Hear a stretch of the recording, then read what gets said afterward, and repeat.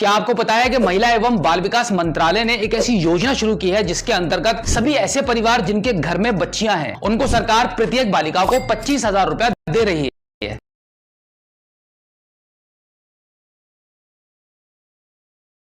इस स्कीम का नाम है कन्या सुमंगला योजना और इसके अंतर्गत एक परिवार में अधिकतम 2 बच्चियों को 50,000 रुपया दिया जाएगा। वेलकम टू सीखो ऑफिशियल शो सरकारी सर्विसेज। ये वीडियो काफी इंटरेस्टिंग होने वाला है, तो एपिसोड में लास्ट तक बनी रहिए क्योंकि आपको सिर्फ थोड़ी सी जानकारी होने की जरूरत है और उसके बाद ये 50,000 रुपए आपके हो सकते हैं। इस योजना में अप्लाई करने के लिए सरकार ने कुछ शर्तें रखी है, जैसे कि परिवार की वार्षिक आय 3 लाख रुपए से अधिक नहीं होनी चाहिए,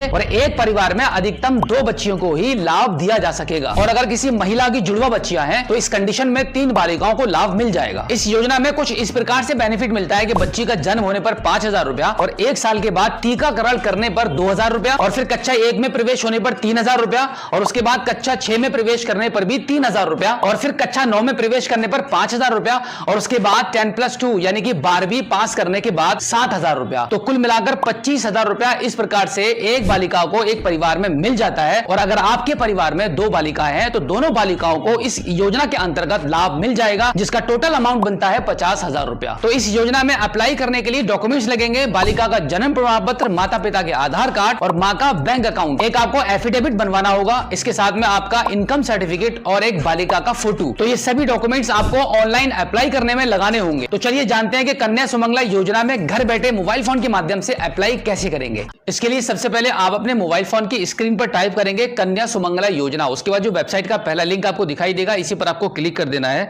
क्लिक करने के बाद आप देखेंगे आपके मोबाइल फोन की स्क्रीन पर एक छोटा सा पॉपअप खुल के सामने आ जाएगा, जहां पर लिखा हुआ है फैमिली आईडी। इसको यहां से क्रॉस करके हटा दीजिए। उसके बाद आप देखेंगे यहां पर आपको एक ऑप्शन मिल रहा है शीघ्र संपर्क करके, एक बॉक्स बना हुआ है। इस बॉक्स में कुछ ऑप्शन लिखे हुए हैं। इस ऑप्शन में 5वें नंबर पर आपको एक ऑप्शन मिलेगा नागरिक सेवा पोर्टल, इस पर आप क्लिक कर दीजिए। इस पर क्लिक करने के बाद आप देखेंगे यहां से आपसे लॉगिन आईडी पासवर्ड मांगा जा रहा है लॉगिन करने के लिए, बट अभी आपके पास लॉगिन आईडी पासवर्ड नहीं होगा। तो लॉगिन आईडी पासवर्ड को बनाने के लिए इसके जस्ट ऊपर आप देखेंगे एग्री लिखा हुआ है और लिखा है मैं सहमत हूं। तो यहां पर इस बॉक्स पर आप क्लिक करेंगे। इसको आई एग्री वाले ऑप्शन को चूज करने के बाद कंटिन्यू जारी रखें वाले ऑप्शन पर क्लिक कर देंगे। तो अब यहां से एक और ऑप्शन खुल के सामने आ जाएगा। आपसे पूछा जा रहा है कि क्या आवेदक का पंजीकरण आंगनवाड़ी सेंटर के द्वारा किया जा रहा है। यहां पर आंगनवाड़ी के थ्रू हम नहीं कर रहे हैं क्योंकि सेल्फ कर रहे हैं, खुद कर रहे हैं। तो यहां पर आप नो वाले ऑप्शन को चूज करेंगे। उसके बाद आप देखेंगे जस्ट आपके कुछ ऑप्शंस खुल के सामने आपकी स्क्रीन पर आ चुके हैं। आपका यहां पे रजिस्ट्रेशन होना है और इसी दौरान आपका आईडी पासवर्ड भी क्रिएट हो जाएगा। रजिस्ट्रेशन और आईडी पासवर्ड को बनाने के लिए सबसे पहला ऑप्शन आपको मिलता है बालिका के साथ आवेदक का संबंध। तो यहां पर आप क्लिक करेंगे तो आपको कुछ ऑप्शन मिलते हैं, जैसे सेल्फ, फादर, मदर और गार्जियंस। तो यहां पर हम मदर वाले ऑप्शन को चूज कर लेते हैं। इनमें से वैसे आप किसी भी ऑप्शन को आप चूज कर सकते हैं। तो यहां पर हमने मदर वाले ऑप्शन को चूज कर लिया है। अब यहां पर आवेदक का मोबाइल नंबर भरा जाएगा। देखिए ध्यान रखिएगा, यहां पे अब जो डिटेल्स सारी जो भरी जाएंगी वो मदर की भरी जाएंगी, क्योंकि यहां पर हमने मदर वाले ऑप्शन को चूज किया है। उसके बाद आवेदक का नाम यहां पे लिखेंगे। उसके बाद आवेदक के पिता या पति का नाम यहां पे लिखा जाएगा। उसके बाद लाभार्थी के परिवार के बच्चों की कुल संख्या, कि आपके परिवार में कितने बच्चे हैं। तो जितने भी बच्चे होंगे यहां पर उनकी संख्या को चूज कर लेंगे। उसके बाद आपको यह बताना होगा कि आपके परिवार में लड़कियां कितनी हैं और लड़के कितने हैं। अब उसके बाद अगला ऑप्शन आता है आवेदक का प्रकार। जब आप इस पर क्लिक करेंगे तो यहां पर आपको ये चूज करना होगा कि आप रूरल से बिलोंग करते हैं या फिर अर्बन से हैं। तो इस केस में हम रूरल वाले ऑप्शन को चूज कर लेते हैं। अब यहां पर आपको आपका डिस्ट्रिक्ट चूज करना है, ब्लॉक चूज करना है, ग्राम पंचायत आपको यहां पे मेंशन करनी है, आपका गांव का नाम लिखेंगे एंड देन यहां पर आपका पासवर्ड टाइप करना होगा, पासवर्ड बनाना होगा। यूजर आईडी आपकी ऑटोमेटिक बन जाएगी जैसे आप इसको फाइनली सबमिट करेंगे। फिर आपके मोबाइल की स्क्रीन पर आपको आपकी यूजर आईडी दिखा दी जाएगी। पासवर्ड को सही से 2 बार में एंटर करने के बाद अब यहां पे दोनों बॉक्स पर आप क्लिक कर देंगे। सबसे पहली कंडीशन आपको यह मिलती है मैं उत्तर प्रदेश का रहने वाला हूं और दूसरी कंडीशन है परिवार की वार्षिक आय 3 लाख रुपए से कम है। उसके बाद इस कैप्चा कोड को यहां पे फिल करेंगे और सेंड ओटीपी पर आप क्लिक कर देंगे। अब आपके मोबाइल नंबर पर ओटीपी चला जाएगा। उस ओटीपी को यहां पे एंटर करेंगे और उसके ऊपर जो कैप्चा कोड एक नया जनरेट हो चुका है, इस कैप्चा कोड को यहां पे फिल करेंगे और वेरीफाई एंड साइन अप वाले ऑप्शन पर आप क्लिक कर देंगे। अब आप देखेंगे आपके मोबाइल की स्क्रीन पर एक छोटा सा पॉपअप आ चुका है, जहां पर आपको बताया जा रहा है कि आपका जो रजिस्ट्रेशन है वो सक्सेसफुली डन हो चुका है और यहां पर आपकी रजिस्ट्रेशन आईडी भी जनरेट हो चुकी है और पासवर्ड आप इस रजिस्ट्रेशन में ऑलरेडी क्रिएट कर ही चुके हैं। अब इसको आप ओके कर दीजिए। अब यहां पर आपको आपकी यूजर यूजर आईडी और पासवर्ड के माध्यम से लॉगिन कर लेना होगा। लॉगिन करने के बाद आप देखेंगे यहां पर आपके मोबाइल की स्क्रीन पर सबसे ऊपर मदर का नाम लिखा हुआ आ चुका है, क्योंकि रजिस्ट्रेशन करने के दौरान हमने मदर के नाम से इनका रजिस्ट्रेशन किया था। तो यहां पर मदर की कुछ डिटेल्स ऑलरेडी फिल हो चुकी है। अब यहां पर आप देखेंगे यहां पे पूछ रहे हैं मदर्स नेम इन हिंदी, यानी कि अब आपको बालिका की मां का नाम हिंदी में लिखना होगा। नाम को हिंदी में लिखने के बाद फादर्स नेम पूछा जा रहा है कि अब आपको यहां पे इंग्लिश और हिंदी दोनों लैंग्वेज में लिखना है। अब इसके जस्ट नीचे आपको दो ऑप्शन मिलते हैं, अलाइव और नो मोर, कि अगर बालिका के फादर अलाइव हैं तो अलाइव वाले ऑप्शन को चूज करेंगे और अगर नहीं है तो नो मोर वाले ऑप्शन को चूज कर लेंगे। तो यहां पर हमने अलाइव वाले ऑप्शन को चूज कर लिया है। अब जस्ट इसको थोड़ा सा ऊपर की साइड में स्क्रॉल करेंगे तो यहां पर आपसे पूछा जा रहा है कि खाता धारक कौन है, बालिका के साथ खाता धारक का रिश्ता। तो यहां पर आप क्लिक करेंगे तो आपको तीन ऑप्शन मिलते हैं, मदर, फादर, सेल्फ। तो यहां पर हम मदर वाले ऑप्शन को चूज कर लेते हैं। अब इसको थोड़ा सा ऊपर की साइड में स्क्रॉल करेंगे तो यहां पर आपको आपका डिस्ट्रिक्ट चूज करना पड़ेगा। डिस्ट्रिक्ट चूज करने के बाद यहां पर आप बैंक का नाम सेलेक्ट करेंगे कि कौन सी बैंक का अकाउंट आप यहां पर लगाना चाह रहे हैं। तो जो भी बैंक आपका रहेगा वो यहां पे आप चूज कर लेंगे। उसके बाद यहां पर आपको आपकी बैंक का IFSC कोड चूज करना होगा। बैंक का IFSC कोड चूज करने के बाद अकाउंट होल्डर का यहां पे नाम लिखेंगे, उसके बाद अकाउंट नंबर लिखेंगे एंड देन यहां पर बैंक का पूरा पता लिखेंगे। उसके बाद अब यहां पर बैंक पासबुक की फोटोकॉपी PDF में अपलोड करने का ऑप्शन आ जाएगा। यहां पे चूज फाइल वाले ऑप्शन पर क्लिक करके अपनी फाइल को यहां से चूज कर लेंगे एंड देन अपलोड वाले ऑप्शन पर क्लिक करके इसको अपलोड कर देंगे और उसके बाद फाइनली यहां से आपको गो कर देना होगा।